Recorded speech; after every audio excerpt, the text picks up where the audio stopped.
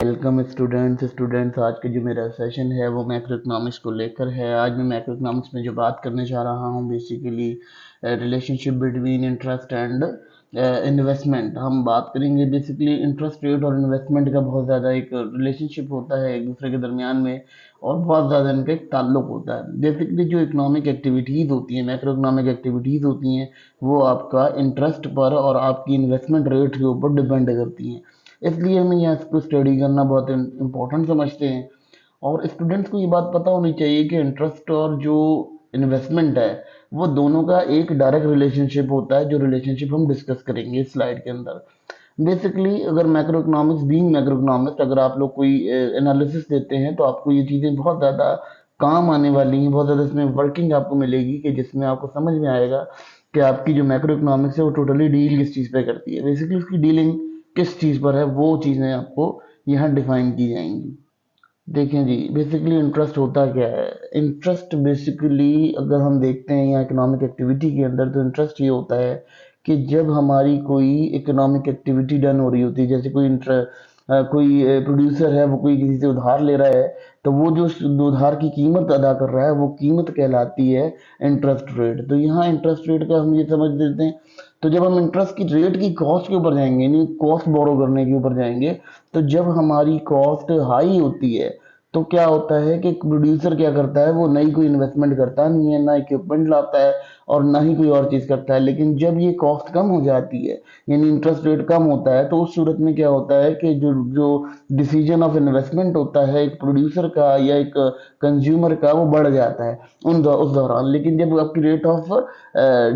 Of जिसे कहना चाहिए इंटरेस्ट जब आपका इंक्रीज हो जाता है, तो वो जो चीज़ प्रोवियर कर रहा होता है वो कोशिश करता है कि अपनी इन्वेस्टमेंट को कम कर दे। तो इससे क्या होता है, इससे बहुत ज़्यादा इकोनॉमिक एक्टिविटीज़ को होल्ड करने में आपको समझ आता है कि आपकी जो कॉस्ट ऑफ बोरोइंग है वो किस तरह से आपके इंटरेस्ट रेट के ऊपर डील करती है। देखें जी, उसके बाद क्या कंडीशन आ जाती है, अगर हम बात कर लेते हैं impact of capital budgeting. Capital budgeting क्या होती है कि जैसे कंट्री होता है उसके अंदर एक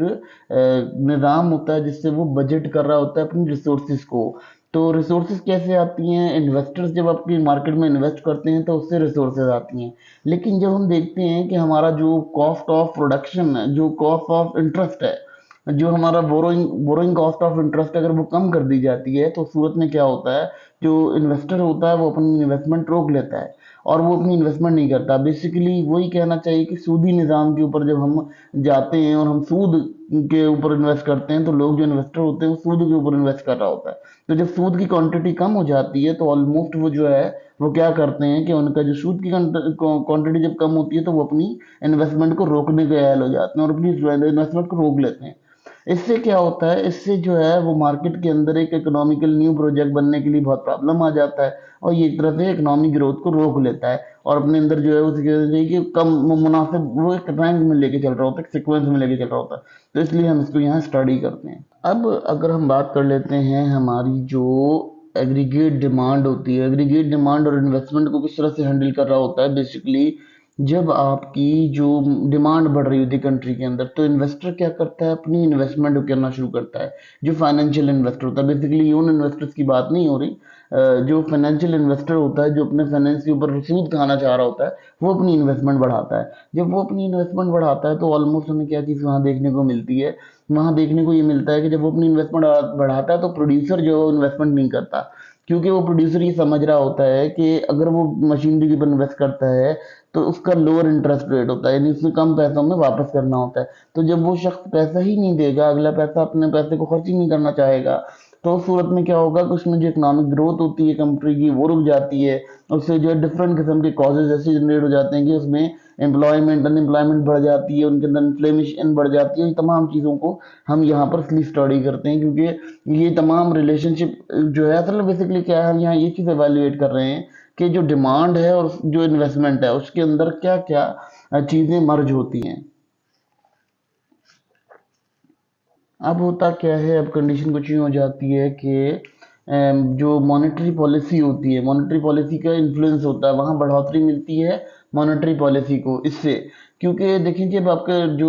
इंटरेस्ट रेट होता है और इन्वेस्टमेंट होती है उनके अंदर कमी आ जाती है, जब कमी आती है तो ऑलमोस्ट जो सेंट्रल बैंक होता है वो कोई ना कोई पॉलिसीज यूज करता है और उन पॉलिसीज के अकॉर्डिंग जो है ना कोई डिसीजन मेक करता है। तो अगर हम यह बात कर लेते हैं कि मॉनेटरी पॉलिसी किस तरह से डील की जाती है, तो मॉनेटरी पॉलिसी का इस तरह से डीलिंग होती है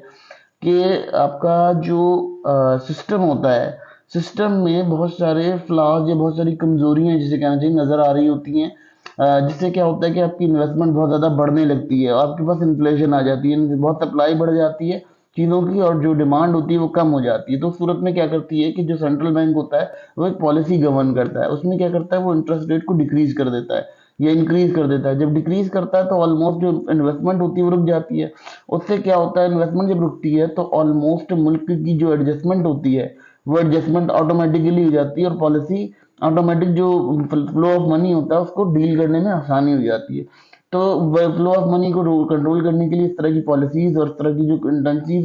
इंटेंसिटीज ली जाती हैं कमर्शियल बैंक की जानिब से, वो तमाम बैंक की जानिब से जो ली जाती हैं वो इसलिए ली जाती हैं कि उससे जो इकोनॉमिक एक्टिविटीज हैं उनको कंट्रोल किया जा सके और चेंज किया जा सके। स्टूडेंट, अब बात करते हैं जी क्राउडिंग आउट की। क्राउडिंग आउट क्या होता है कि गवर्नमेंट भी एक इन्वेस्टमेंट कर रही होती है डिफरेंट प्रोजेक्ट्स को कंप्लीट करने के लिए, डिफरेंट एम्प्लॉयमेंट चीज़ों को, रिसोर्सेज को बैलेंस करने के लिए एक इन्वेस्टमेंट कर रही होती है। तो गवर्नमेंट क्या करती है, जब इन्वेस्टमेंट कम हो जाती है तो गवर्नमेंट के एक्सपेंडिचर बढ़ जाते हैं। उसकी वजह से क्या होता है, क्राउडिंग आउट इफेक्ट आता है। क्राउडिंग आउट इफेक्ट ये होता है कि गवर्नमेंट को मुख्तलिफ किस्म की चीज़ों के ऊपर अपना इन्वेस्टमेंट बढ़ानी पड़ती है, जिससे उसे रिसोर्सेज तो नहीं मिल रहे होते लेकिन उसका बजट कॉन्स्टेंट आ रहा होता है, जिसकी वजह से बजट उसका मूव कर रहा होता है। तो ये क्राउडिंग आउट इफेक्ट इसलिए हो जाता है कि गवर्नमेंट को जो है वो डिफरेंट किस्म की चीज़ों को बैलेंस करने के लिए अपनी एक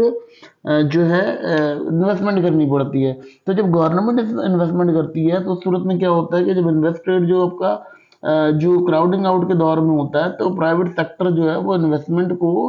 इस्तेमाल नहीं कर पाता, ना उसको यूटिलाइज कर पाता है, ठीक है, और सही से उसकी यूजेज भी नहीं कर पाता, क्योंकि गवर्नमेंट जो है वो खुद बोरो कर रही होती है प्राइवेट सेक्टर से। तो गवर्नमेंट जब प्राइवेट सेक्टर से बोरो कर रही होती है तो प्राइवेट सेक्टर इस चीज को बैलेंस नहीं कर पाता है और इकोनॉमी एक अजीब सी सिचुएशन से गुजरती है जहां उसकी सस्टेनेबल ग्रोथ और चीजों को रुकना पड़ता है, रुक जाती हैं। तो ये भी एक इफेक्ट होता है इन्वेस्टमेंट और इंटरेस्ट का। जब आपके जो इन्वेस्टमेंट और इंटरेस्ट है उसमें जब क्राउडिंग आउट आती है, गवर्नमेंट अपनी इन्वेस्टमेंट करती है, तो गवर्नमेंट की इन्वेस्टमेंट के ऊपर भी बहुत ज्यादा फर्क पड़ता है और गवर्नमेंट के बजट कॉन्स्टेंट क्रिएट होते हैं, अनसर्टेनिटी बढ़ जाती है। अब अनसर्टेनिटी कैसे बढ़ती है और एक्सपेक्टेशन कैसे बढ़ती है कि देखें, अब मैं अगर किसी चीज़ से पैसा लगा रहा हूँ तो मुझे ये पता होता है कि यार इससे मुझे अगले 10 साल बाद ये चीज़ हासिल होगी, क्योंकि जो इन्वेस्टर्स होता है वो लाजमी तौर पर इसकी कोशिश होती है कि उसको मैक्सिमाइज प्रॉफिट हो। जब वो मैक्सिमाइज प्रॉफिट के लिए काम करता है तो उसके पास क्या कंडीशन आ जाती है, उसके पास कंडीशन कुछ इस तरह से आ जाती है कि वो मैक्सिमाइज कर रहा होता है अपने प्रॉफिट को, मगर उसके पास कंडीशन ये होती है कि उसको पता होता है कि मैंने अगले सालों में हमें ये चीज़ कहाँ लेकर खड़ी होगी। तो वो अपने डिसीजंस को उस तरह से लेके चलता है। अगर किसी को पता होता है कि हमारा जो इंटरेस्ट रेट है वो अगले 4 साल तक बदलना नहीं है, तो उसने क्या करना होता है, धड़ाधड़ इन्वेस्टमेंट करनी होती है, ताकि वो इन्वेस्टमेंट से क्या होता है कि उससे जो इन्वेस्टर होता है वो अपनी कैपिटल फ्लो को कोशिश करता है कि कैपिटल फ्लो मार्केट में डाले, ठीक है। उससे क्या होता है, उससे कंडीशन ये हो जाती है कि आपकी मार्केट बैलेंस हो जाती है। अब जब मार्केट बैलेंस हो जाती है तो ऑलमोस्ट आपके पास क्या होता है, आपके पास जो प्रोड्यूसर होता है या गुड्स मेकर होता है वो भी एक अपना डिसीजन क्रिएट कर रहा होता है, जब उसको पता होता है कि फ्यूचर में ये चीज़ डिस्टर्ब होगी या ये चीज़ कन्वर्ट हो जाएगी। तो उससे क्या होता है, ये हमारा जो इन्वेस्टमेंट और इंटरेस्ट रेट है ये हमारी इकोनॉमिक एक्टिविटी को होल्ड ऑन करता है, क्योंकि वो जो अपने डिसीजन मेक कर रहा होता है वो इसी बिना पर कर रहा होता है कि हमें आगे क्या फायदा, क्या एक्सपेक्टेशन हमें रिटर्न मिलेंगी, जिससे हमारी मॉनेटरी सप्लाई जो है वो मार्केट के अंदर चल रही होती है। तो ये एक इम्पॉर्टेंट इम्पैक्ट है इसका। स्टूडेंट्स को ये बात इसलिए समझना बेहद ज़रूरी है कि उन्हें ये बात पता हो कि जिस भी माशरे के अंदर इंटरेस्ट यानी जिसको कहना चाहिए सूद और इन्वेस्टमेंट के ऊपर जो कमी पेशी की जाती है या बैलेंसिंग की जाती है, वो बैलेंसिंग इसीलिए की जाती है ताकि वो इकोनॉमिक एक्टिविटी को कंट्रोल कर सके। जितनी भी पीछे मैंने आपको इसकी कॉजेज बताई हैं, इसकी जो रिलेशनशिप्स बताए कि इनके बीच में क्या ताल्लुक होता है, देखें कैपिटल बजटिंग सबसे इंपॉर्टेंट चीज होती है। कैपिटल बजटिंग, जो कंट्री होता है वो अपने कैपिटल बजटिंग कर रहा होता है। और कैपिटल बजटिंग क्या, देखें सिंपल सी बात है, मैं एक एग्जांपल देता हूँ कि अगर कोई बैंक है ना, उस बैंक के पास अपना पैसा नहीं होता, वो अवाम के पैसे से ही आपको पैसा प्रोवाइड करा होता है। यानी क्या होता है कि जैसे लेट सपोज आपने किसी बैंक में 10,000 रुपये डिपॉजिट कराया, अब अगला शख्स आया, उसने 10,000 रुपये अपने कैश करा लिए, उसके 10,000 रुपये फिगर में खत्म हो गए, लेकिन उसके 10,000 रुपये आपके पैसों से दे दिए गए। बिल्कुल इसी तरह कंट्रीज भी करती हैं कि जब उनके पास इन्वेस्टमेंट होती है बहुत ज़्यादा, तो वो इन्वेस्टमेंट को क्या करते हैं कि वो इन्वेस्टमेंट को मैनेज करते हैं। और किस तरह से मैनेज करते हैं, वो ये करते हैं कि उसके अंदर देख लेते हैं कि उनकी जो सिस्टमैटिकली जो उनकी स्टडीज़ हैं वो कहाँ खड़ी हुई, तो उसके हिसाब से वो उसको रिलाय करते हैं। यानी इस जो आपकी इकोनॉमिक एक्टिविटीज़ होती हैं, उन इकोनॉमिक एक्टिविटीज़ को यहाँ पर डील किया जाता है इस तरह से कि उसको देखा जाता है कि आपका जो सिस्टम है वो आज कहाँ खड़ा है और वेरी नेक्स्ट वो कहाँ खड़ा होगा। तो ये एक इम्पॉर्टेंट डिसीजंस होते हैं। डिसीजन को लेते हुए हर इकोनॉमिस्ट को क्लियर होना चाहिए कि उसका जो डिसीजन है वो किस तरह से राइट है, रॉन्ग है।